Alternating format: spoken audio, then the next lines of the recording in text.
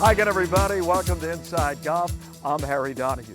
Coming up on today's show, we'll be going to Huntingdon Valley Country Club for a unique event, the Super Scratch Invitational. You've probably never heard of it, but you're going to hear a lot about it today. And we'll go to Walnut Lane. We were there in the springtime when they were just in the demolition phase of a brand new clubhouse and the Michael Brown Learning Center. Well, it was dedicated recently, and we were there. So, the Super Scratch Invitational at Huntingdon Valley and the dedication of the beautiful clubhouse at Walnut Lane. Next, here on Inside Golf. The 27th season of Inside Golf is presented by Destination Montco Golf, the First Tee of Greater Philadelphia, the Philadelphia Association of Golf Course Superintendents, the Golf Association of Philadelphia, GAP, Jersey Man and Philly Man Magazine, and Inside Golf's partner since 1998, the Philadelphia section of the PGA. Golf is the great equalizer. For many, this journey is an escape from reality, a chance to be part of a team, a career opportunity. PGA Reach impacts lives through golf by lifting people up, giving them hope, and sending them down an alternate path that they never saw coming. With PGA Reach Philadelphia, as in life and in golf, the most important shot you take is the next one. When you vacation in Montgomery County, PA, your money worries get a vacation too. Oh, you gotta get your value. Feel free to explore the soldiers' huts. Free? $4, that's it? Keep the lettuce coming, Diane. Parking is free! Hey, it's free! With so many affordable things in Montgomery County, go ahead, freak out.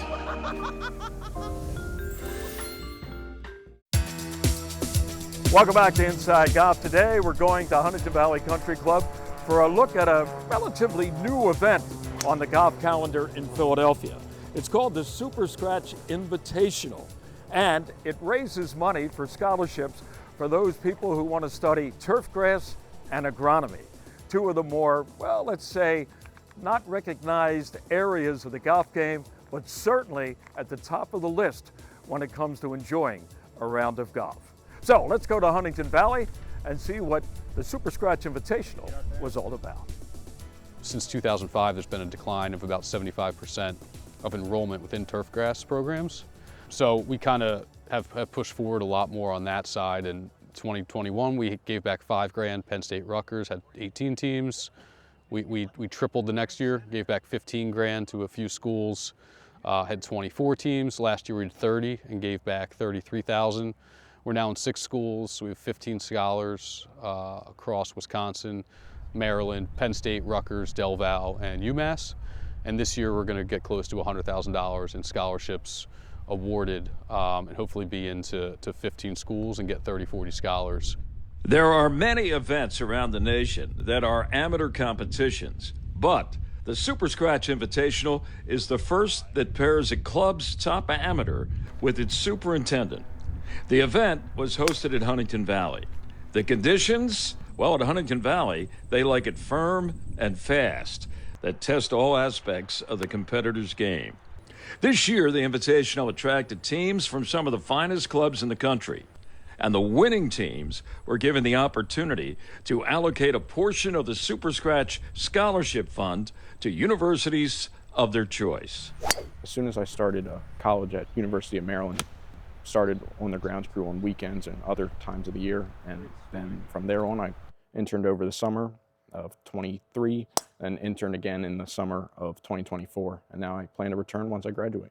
What we're trying to do is, number one, promote that there is a need within the industry, and number two, help students with the rising costs be able to go get a degree in turfgrass management so they can take care of these golf courses long after we're gone. Yeah. When you go and look at the ads that are on TurfNet and GCSAA for people in the business, when Augusta National has to post a job posting saying they're looking for people, you know it's pretty slim. We used to get 50 applications for an internship at Marion when I was there. You put an internship ad up right now and you're fighting just to get students to come there. You're seeing who can pay the most and how you can be creative to get kids there. So superintendents, we just put our head down and go do our job and work even harder. If we don't figure out a solution to this problem, it's going to affect the general membership even more than it already is, not being able to fill superintendent positions in 5-10 years. The Super Scratch Foundation seeks to create opportunities for students who face financial barriers to pursue their passions and achieve their goals. Through their work, the Super Scratch Foundation aims to make a positive impact on the lives of young people and also to contribute to the growth and the success of the game of golf and the turf that it's played on. So earlier this year in school, our professor mentioned Super Scratch Foundation to us, and we saw that they were very interested in helping agronomy students and turf majors get into the business. And it was a really big part of, having someone who supports you and in an industry that you want to be a part of is really big. And we saw this opportunity and we were very gracious for this generosity. We said we were happy to be a part of this, join this organization in a sense, with their support. And it's really just been really helpful with certain school aspects and really helping us understand the industry as a whole and the whole support system in the turfgrass community. I think the biggest thing I've learned is just the ins and outs, what a superintendent does, what the turf management really means. There's so much behind the scenes that golfers, other people looking in do not see, and every aspect of it is just insane. It's great to see, and it's something I'm looking forward to being a part of. Thankful to have different organizations, GCSA, Super Scratch, all these people that are backing us as turf students. I don't think many other majors can say that there's organizations backing them. So even though we're a small group of people, having the support behind us is huge and really helpful. Our original intention was to run a great event. And right away, since the founding of that, turned into, well, we're actually onto something bigger, which is growing this foundation. So it's really great to be within the industry and meet everybody. I'm not in the industry. I don't know what they go through. I certainly know they're here at 4:30. Scott gave a good comment that before the first tee time goes off, there's 5 or 6 people that already walked on that hole before you. Some of the people don't think about. So kind of just understanding that story, but they're certainly overlooked throughout golf, and they're probably one of, if not the biggest parts of how we're all able to play it successfully. So that's been fun to do, and I think just growing something that, taking it from 0 to 1, it's an old game, and when you're able to, come up with something and see it through and get a lot of people involved and have them, help out more, that's really what's been fun to do. So the growth has been exponential. I mean, we've been basically quadrupling, if not quintupling our growth every single year. How big can it get? It's not outside of the realm of possibility that if we have support from club members or club membership or, golf course associations like PAGCS or the Golf Association of Philadelphia, that we could possibly support every student studying agronomy in the United States. That's not outside the realm of the possibility of that. That's what we're excited about. At this point in my career, I have 3 really good superintendents at our 3 golf courses. I help guide them, but a lot of what we're doing is we're growing people, not grass. So for us to be able to go to the high schools and talk to students, let them know that this is a thing, and then help them get into colleges is, really important to not only the Union League, but to every local golf course that we've been able to help. It's all about telling the story. Superintendents just need to help us tell the story and let memberships know that there is a need. Most members have a college kid or a high school kid that has reached out to them saying, I'm not sure what I'm going to do for my career. If it's a kid that enjoys working outside, working with your hands, hopefully people read the story and understand that there is a shortage in our industry and maybe guide some people our direction. Well, as you can see, the Super Scratch Invitational is quite an event. Thousands of dollars, nearly $500,000 raised in scholarship money for young people interested in pursuing a career in turfgrass and agronomy. All right, stay with us. Up next, we're headed to Walnut Lane. We were there a few months ago when they were knocking down the old clubhouse. Well, wait till you see what they've done at Walnut Lane. It is beautiful, especially the Michael Brown Learning Center. So, we're back in a moment. More of Inside Golf from Walnut Lane. Stay with us. The Golf Association of Philadelphia. Founded in 1897, GAP is the nation's oldest regional or state golf association. We serve amateur golf in Eastern PA, Southern New Jersey, and all of Delaware. GAP welcomes all golfers, junior or senior, male or female, public or private. Join the Golf Association of Philadelphia today. Our mission is always to preserve, protect, and promote the great game of golf. Before you tee it up, look us up. Visit gapgolf.org to find out more. Parking is free! Hey! $4! Yes! With so many affordable things to do in Montgomery County, PA, go ahead, freak out. For over 2 decades, First Tee has created experiences that build character. We believe every kid deserves to feel supported, safe to try something new, and to be prepared for what comes next. We develop their swing, but more importantly, their inner strength. Because we know what's inside doesn't just count, it changes the game. Come join us at First Tee. Welcome back to Inside Golf. You know, back in the spring, we were at Walnut Lane as they were in the demolition phase for a new clubhouse right in Roxborough. Well, guess what? They have the new clubhouse. It's beautiful, and it's a tribute to what the First Tee program of Philadelphia is all about, because Walnut Lane, one of the headquarter courses of the First Tee. Let's take a look at how it turned out, in particular, the Michael Brown Learning Center for students involved in the First Tee program of Philadelphia. Opportunity to say thank you to everyone for coming out here today. I was in charge of the weather. Today's a special day for many reasons. This new learning center. You know, one of the coolest things about this place is when I was a kid growing up, nobody thought that golf was cool. And I, broke that barrier and I played golf, and golf afforded me an opportunity where every day I would come over here and I'd hit golf balls. And I fell in love with the game, and golf was kind of my friend. Yeah. It's hard to believe that someone like me that loves to talk, that I would be hitting golf balls by myself. But that's really what kind of turned it on for me. And then I had some success.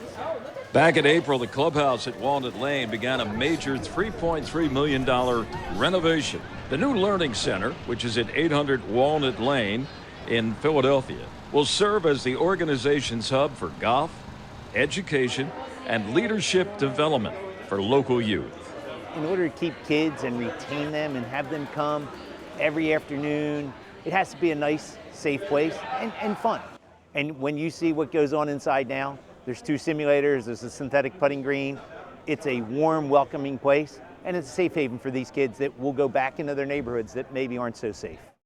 Complete with a classroom and 2 indoor golf simulators, the Learning Center allows the organization to provide year-round access to its programs, emphasizing the development of life skills. At the opening ceremony, First Tee board member Mike Quick helped cut the ribbon on the Michael J. Brown Learning Center. And 6 ABC Action News anchor Matt O'Donnell served as the MC. Kyle Spaulding is the director of golf at Walnut Lane. Kyle knows firsthand what this new facility means for kids and for golfers in the Philadelphia area. Flexibility and perseverance. From going from not being able to, host events properly, kind of just having a clubhouse that's more of a bunker for, some catastrophic storm, to now being able to have a pro shop, use a simulator, the classroom, full bar for the golfer. So somewhere, that everyone can come and enjoy versus, just check in and get out and play. Rather now, it's something for the community where everybody can, take part and really, have fun and use. Now we can, have people in there and they really enjoy it and sit down and have a beer after the round or watch TV. And then the kids come in and just excited to be able to do something inside. And it's really gonna help with our winter programming, to be able to offer classes all throughout the year versus, trying to have it outside and it snows and then we can't really do anything. 10 years ago, we had roofs that leaked onto office desks. clubhouse lights that didn't work, and we grew more grass in the 21 sand traps than we did on the putting greens. I am humbled because I grew up here, but it did change my life. I learned how to play golf. I've played with vice presidents, I've played with CEOs, I've played with baseball players. Golf did that for me, which enabled me to have the life that I'm really proud of. But my wife and I really believe if you're given an opportunity, you have to give back. So together, her and I, we gave back at our church, we gave back at our school, and First Tee, golf's been great. So we're gonna continue to give. It just shows the dedication to our young people and the young people in the greater Philadelphia area. It's incredible. Like, I was a part of the program, I grew up through the program, so it's like a full circle moment for me coming to Walnut Lane as a kid and having my first round here to now, you know, operating on a daily basis. It's just a program where we really try to get kids to grow and learn and take all the key values and all the core values and key commitments and everything like that, and then just really grow into great adults that can, you know, make a difference. And I can say I'm one of those adults, and the program really works. Let's continue to work together to change the lives of kids one at a time. Thank you. I think it's safe to say Walnut Lane has never looked any better.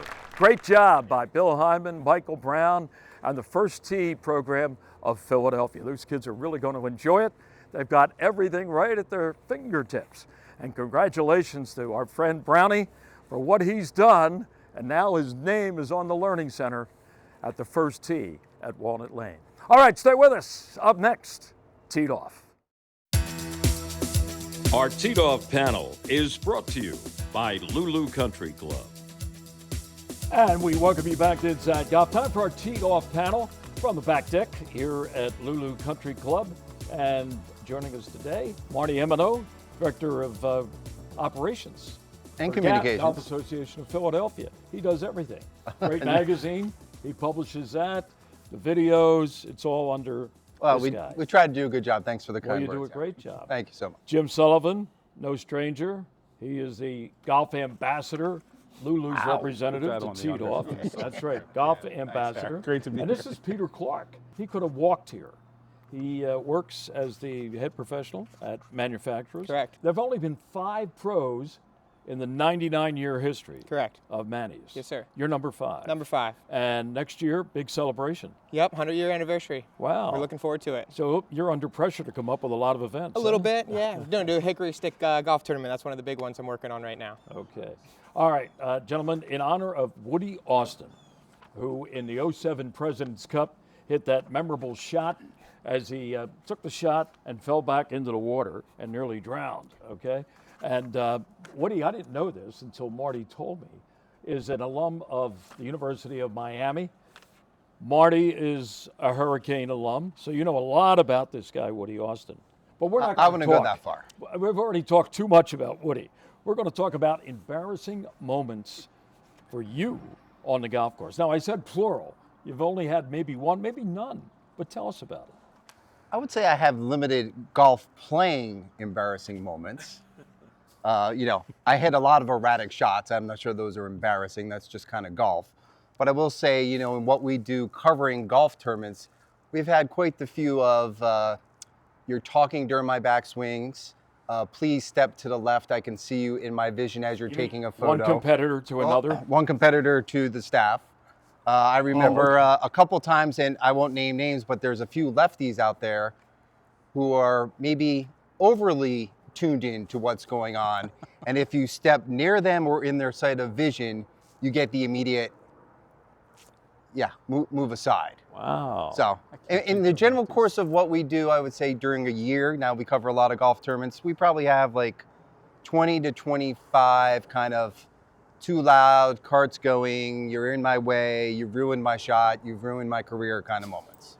Probably the last thing I would have considered you saying was something like that. But now that you've outlined it, and the best thing sense. is, just as a quick wrap up, we normally take photos of people who are near the leaderboard. That's kind of what we're trying to do. And when you roll up on certain people, they ask you, why are you here? You bring me bad luck. Really? So we tell them, we're here because you're doing good things. Don't worry about us. That even makes it worse, probably. Yeah, it probably does. All right, Sully. Embarrassing moments? Yeah, I've got a good one. I spent about 3 years playing professionally, primarily mini tours, but I was fortunate to Monday qualify into the Philadelphia-based SCI Classic or Championship. It was at Waynesboro in 2000. Well, the week before the Waynesboro event was the Canadian Open, where Tiger hit his fairway bunker shot that people view as the best shot ever. Well, he hit that shot to beat Grant Waite, who was a long-time semi-successful pro, but generally a journeyman. So he's just had the greatest sort of golf moment of his career to that point.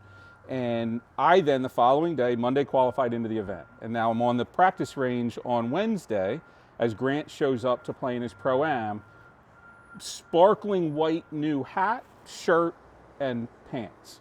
And he plants himself about 2 slots down behind me as I just starting to warm up to hit some balls. And the grass was a little tight and a little bit soggy. Oh, boy. And my first shot was left a divot. I mean, it's a sandwich, so it was a clean, good shot, but the divot was about the size of a size 16 shoe. Don't tell me where it wound up. And it floated. Now, my father, describing it later, who was standing back behind me, said it took about 2 minutes to land, and it landed on Grant Waite's hat brim and then his chest. Oh. As he hasn't hit a shot yet, as he's just showing up and kind of getting his glove on and getting situated. And the guy that was between us started laughing and was laughing so hard, I couldn't have felt smaller. I mean, I hit one more wedge, hit it right in the middle of the ball, and said, Pop, why don't we go up and practice putting for a little bit? I mean, I shrunk out of there so fast, and I'm still embarrassed when I tell the story. Not that it was really anything of my doing, it's just one of those moments where you're absolutely... Well, did Grant come over and say, hey, kid, what are you doing? So he did, and I didn't really give him a chance to, but amazingly, the following summer, I played in another Monday qualifier with a guy by the name of Ted Scott, who we all know as Scotty Scheffler's caddy now. He was caddying for Grant Waite at the time, and so I managed to ask him, do you happen to remember this? He said, hell yeah, I remember that. It was unbelievable. I said, well, what did Grant think about it? He said, he didn't care. He's like the nicest low-key guy in the world. So he didn't care at all. Did he go in and change? But I have no idea. I was gone. I was back on 252 heading home in about 8 minutes. I mean, I was out of there. And he had to go out and play with he went and played 3 with amateurs who paid $2,000 a piece to he play with a mud been ball. the high-profile guy in that Pro-Am as well, because he just signing autographs. 72 hours earlier took Tiger to the finish line. Well, you ought to track him down and say, hey, do you want to play? I got a spot open on the range for you and me, huh? That's my topper by far. There's no close second. That's a top. Pretty good. Yeah, that's a really good one. Peter? My most embarrassing golf story, I was fortunate enough to win my 3rd professional start in the TaylorMade Classic in 2017. So 2018 rolls around, the game has gotten a little worse. The job was a little bit more important at the time. And I started on the first tee, announced as the defending champion, to lose 2 golf balls off the first tee, hit a 3rd, thought I would find it, did not, have to come back to hit my 4th ball off the tee, and I finished in last place. So I went from first to worst in 1 year. Wow. That would be my most embarrassing golf. But you finished. But I did finish the round, and that is something I've always done in a tournament round. I've never not finished, so I pride myself on that. Sully, back to you. When Grant Waite, how did you make the cut? I didn't. I missed by 2 or 3. I would say I played mediocre to just below mediocre. So I felt like if I'd played decent, not my best, but decent, I would have made the cut. The cut was, I believe, 146, and I shot 148. What about Grant? Did he get at least a check so he could go out and buy a new shirt? I don't know. The humorous thing to me, I mean, he's become a successful teacher with a great reputation, and Ted Scott has become what might be the best tour cat, among the best tour caddies ever. You know what we should do? We should have a reunion. You, Grant Waite, we got to track him down, Sully. Well, and bring him here to Lulu and maybe do a teed-off panel. He played in potentially the senior players that was at cricket. He played in something locally. And a friend, having heard this story, sent me a text and said, hey, Grant Waite was walking by, and I just dug up a huge piece of turf and threw it at him and said, hey, remember me?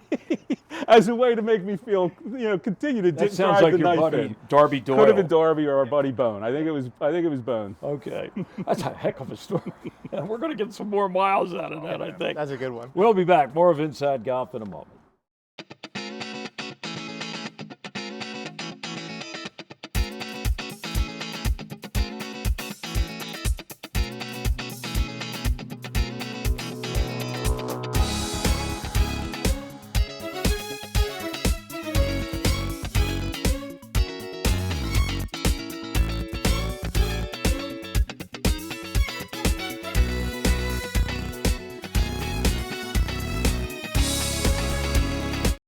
Hi, Tony Salucci with the Beacon Group of Companies. If your company has between 50 and 500 employees enrolled in your health insurance plan, there's a really good chance we can reduce your costs significantly and increase the benefits employees receive. How do we do it? We put you together with several thousand employers of a similar size across the country so your company can get amazing buying power. Schedule a conversation with one of our employee benefits specialists today at mybeacongroup.com. When you vacation in Montgomery County, PA, your money worries get a vacation too. Oh, you gotta get your value. Feel free to explore the soldiers' huts. Free? $4, that's it? Keep the lettuce coming, Diane. Parking is free! Hey, it's free! With so many affordable things in Montgomery County, go ahead, freak out.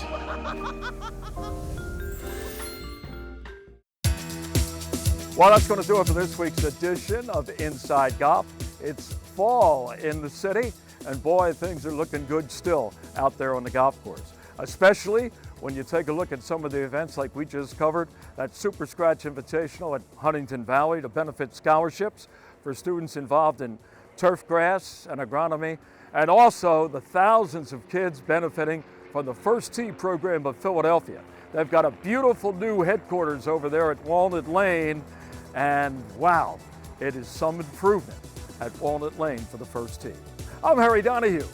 Stick around, we'll see you next week, right here on Inside Golf. The 27th season of Inside Golf is presented by Destination Montco Golf, the First Tee of Greater Philadelphia, the Philadelphia Association of Golf Course Superintendents, the Golf Association of Philadelphia, GAP, Jersey Man and Philly Man Magazine, and Inside Golf's partner since 1998, the Philadelphia section of the PGA.